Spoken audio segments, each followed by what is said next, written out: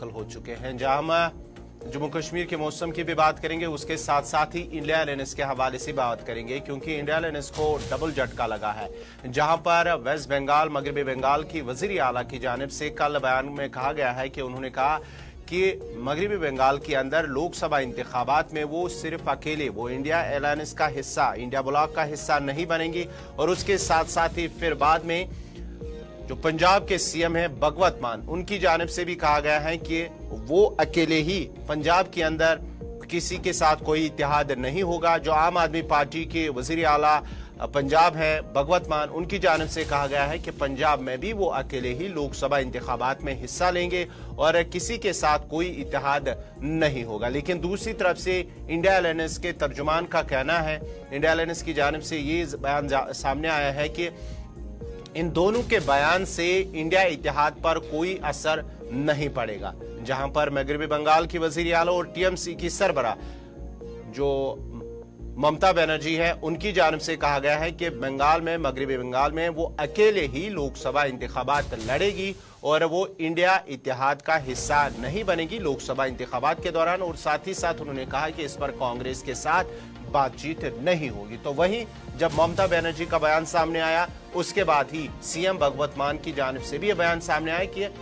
आम आदमी पार्टी पंजाब के अंदर अकेले ही लोकसभा इंतखाबात में हिस्सा लेगी। इस खबर पे तफसीलात के लिए फोन लाइन पे हमारे साथ हैं हमारे सीनियर साथी ताबिश कमाल। ताबिश, जरा अपडेट कीजिएगा, क्या ये माना जाए कि इंडिया इत्तेहाद को वेस्ट बंगाल या पंजाब में डबल झटका लगा है?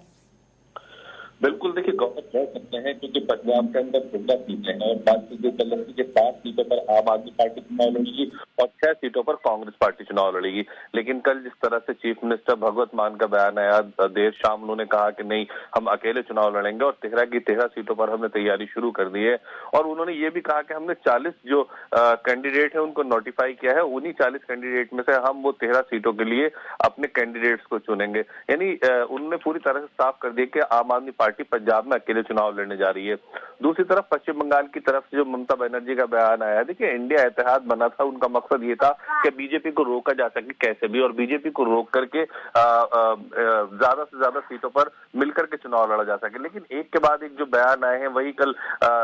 बिहार के अंदर हम सारा दिन देखते रहे किस तरह से नीतीश कुमार राज्यपाल से मिलने गए, कांग्रेस के जो आरजेडी के जो मंत्री थे उनके विभाग बदले गए। तो कहीं ना कहीं एक बात साफ है कि इंडिया इत्तेहाद में सब कुछ ठीक नहीं चल रहा है और इसी वजह से भले ही ये बयान जरूर आया हो कि इनके बयान से कोई फर्क नहीं पड़ेगा, लेकिन ऐसा नहीं है। इंडिया की जो जितनी भी पॉलिटिकल जमातें हैं, इंडिया गठबंधन की जितनी भी पॉलिटिकल जमातें हैं, वो पूरी तरह से कांग्रेस से खुश नजर नहीं आ रही हैं और यही वजह है कि एक के बाद एक बयान आ रहे हैं।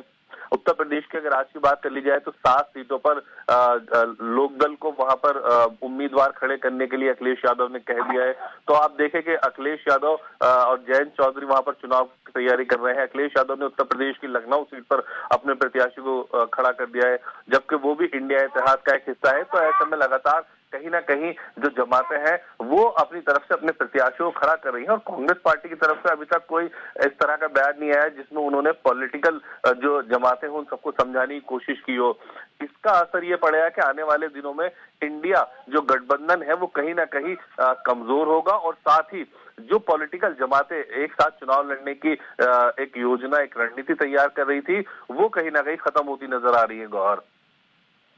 शुक्रिया ताबिश कमाल आपका तफसीलात फराम करने के लिए। और माना जाता है कि क्योंकि सियासी मुबस्सिरीन का भी मानना है, जो सियासी तज्ज़िया निगार हैं उनका भी मानना है कि अगर इसी तरह जहां पर मगरबी बंगाल की वज़ीर आला ममता बनर्जी और सीएम भगवत मान पंजाब के उन्होंने इलाहदगी इख्तियार की हैं, तो अगर कोई और इसी तरह बयान देगा कि वो इलाहदगी इख्तियार करेगा इंडिया ब्लॉक से, तो आने वाले लोकसभा इंतखाबात के दौरान जो इंडिया इत्तेहाद बना है उस पर कहीं ना कहीं जो है असर पड़ सकता है। तो नाजरीन, अब बढ़ते आगे।